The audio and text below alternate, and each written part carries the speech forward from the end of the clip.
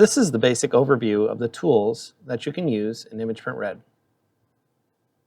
I have an image on my spread here, and I'm just going to go through the tools on the left-hand side of the column so you can understand what they do. The plus magnification just draws in the magnification of your layout and zooms back out with the negative.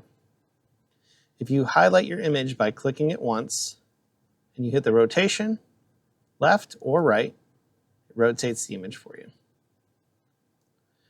You can use these to horizontally and vertically flip the image as well. The Specify Margins button is to specify margins left and right and to fit to them. The Fit to Page button expands your image to fit to the longest edge to the spread. So now I'm going to bring the image back to the original size by clicking it once and hitting the 1-to-1 icon. You can also center the image in the layout by hitting your centering button and center on page.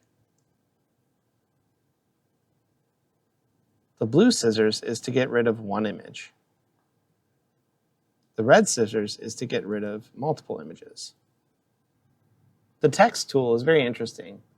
It allows you to overlay text onto images.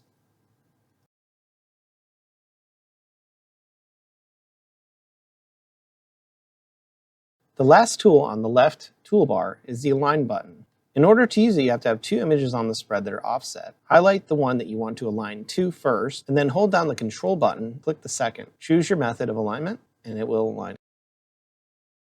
I've brought 6 images in so that I can show you the nesting features that ImagePrint automates.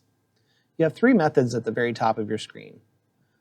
The first method is Tight Shuffle. This is going to reorganize your images and rotate them so that they fit the best they can on the spread that you have.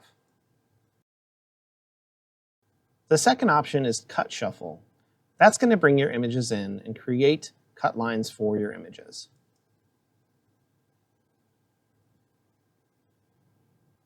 The third option is to create clean horizontal or vertical cut lines.